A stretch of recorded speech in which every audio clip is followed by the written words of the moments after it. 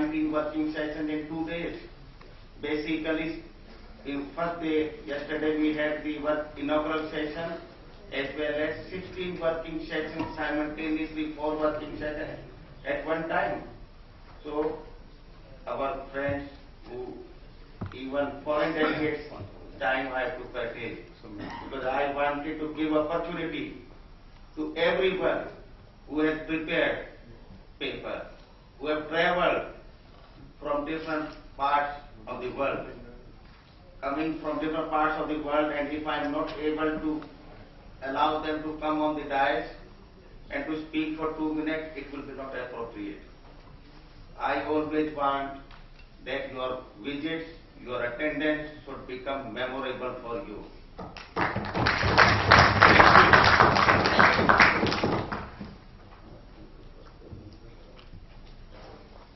It should be, they should get, their work should be known to others. Their work should be useful for the people of entire world. So, this my humble request to every one of you. You may be able to prove, you may be able to say only for 2 minutes or 3 minutes, but your entire paper you have to send to us on our email, so that it can be put, and within 1 week, please try to send it, because I will be leading a delegation of the judges to China. Judges from many countries, they are joining this delegation because we are going to have consultation with the Chinese judges, because we are visiting, we are talking to the judges of the erstwhile communist countries. Because in this part of the world, or in US, or in UK, there is a rule of law. There is independence of judiciary. In UK, no judge will accept any hospitality from their own government. So, because earlier I was thinking that the Indian judicial system is totally independent. But I can safely say today, after reading, after talking, after in-depth study, that UK judicial system is the most independent. Why? When my judges go to any foreign country on the invitation of any government, बाहर से सब अपने अपने लाएंगे, बाहर से तो why when I invited Chief Justice of England and Wales, Lord Phillips, here, he is not supposed to write to his government that he has invitation from the International Council of Jurists and that he wants to attend and the government should make all arrangements. No. But when my judges of this country have to travel abroad, they have to seek the clearance also, political clearance of the government of India, as well as they have to say, if they are going in some official function, that make all arrangements. All arrangement means the air ticket, the hotel stay, cost of their stay in that country, as well as daily allowance. And mostly our judges are traveling abroad with their spouse. So, Government of India has to make payment for the spouses also, even the daily allowance. But which I have not found in UK system. air ticket for Right Honorable Lord Phillips because they can't spend too much. But we are also Indians.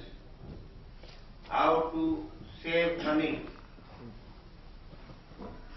I requested Lord Phillips that we will be providing you economy class ticket, and he happily agreed. But he agreed, but I told no, sir. We will purchase, provide you when we will purchase economy class ticket. But I will get you upgraded because when we have little say in India, we have a plus point of this.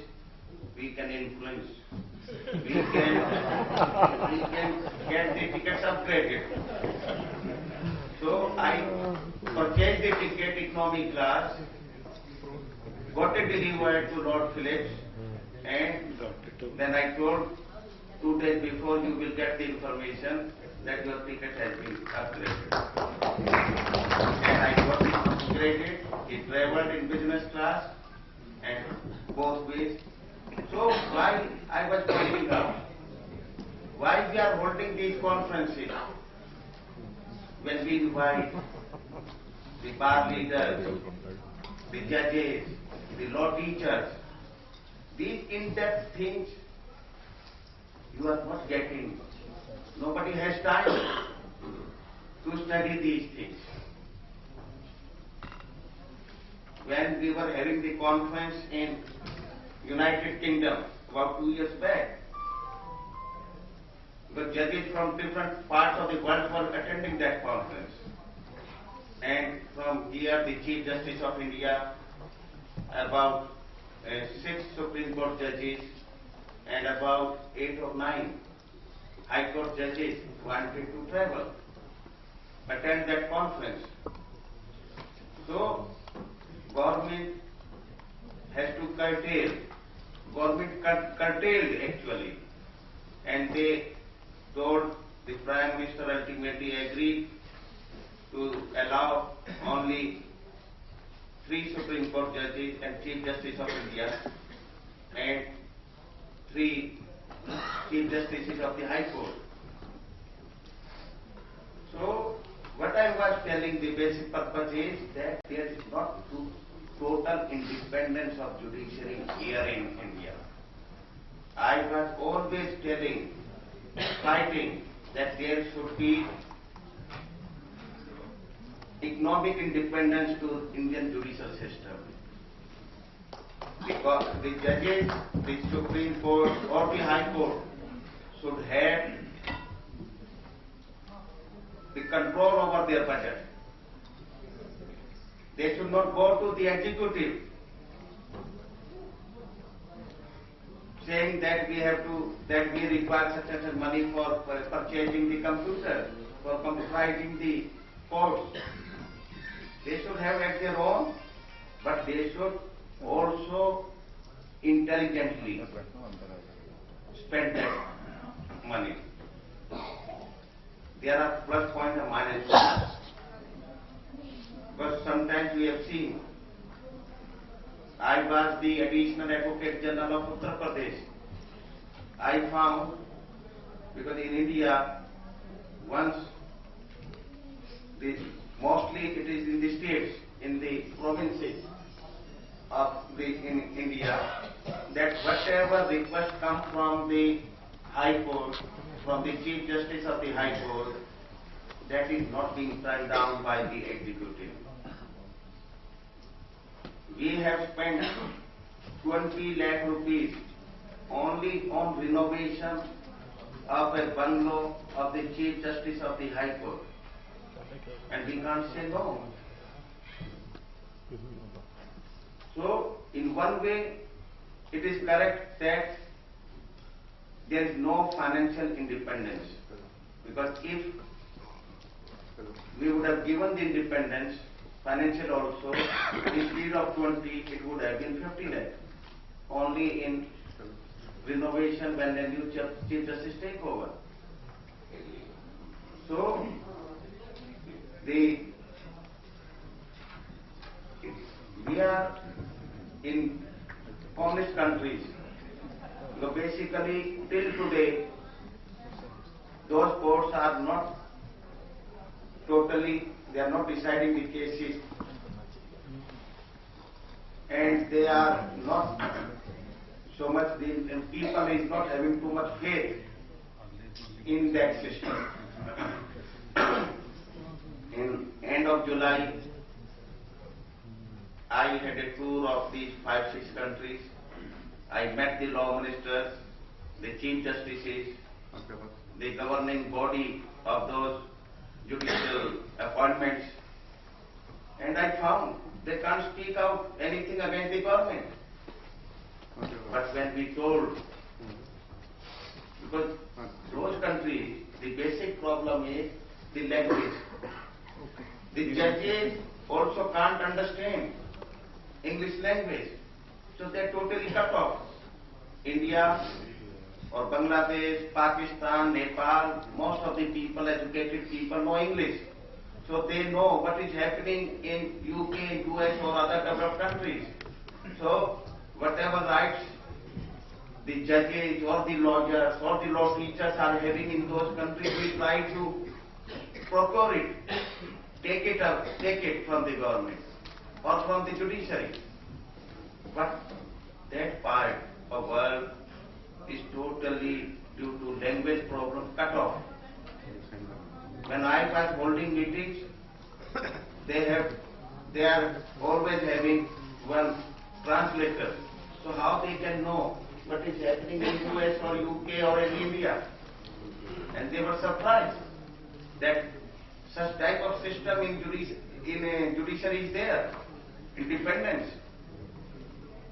So with this purpose, a delegation is leaving on 16th of this December to China. We will be holding meeting with the Chief Justice and other judges of the Supreme Court, People's Court of China, and then Shanghai High Court, and then Beijing High Court, and Tianjin High Court, and we are also visiting one district court,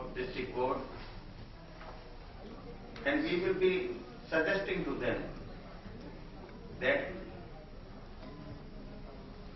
it is the position, it is the people, it is upon the judicial officer how he acts, how he assigns.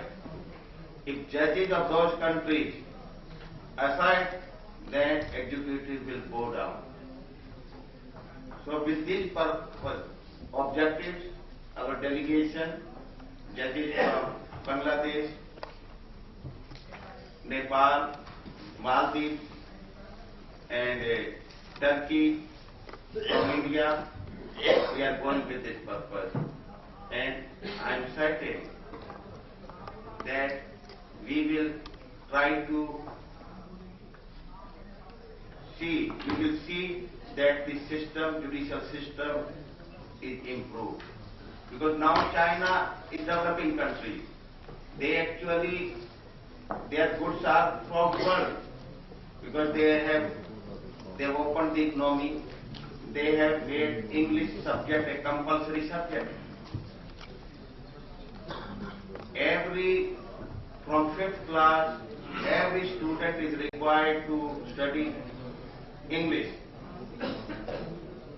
And when I was talking to the judges of the Japan and the direct members of Japan, I told them that because you are still following and you don't want to study and speak English language, other countries like China, they are coming up. Your market is being taken away by China.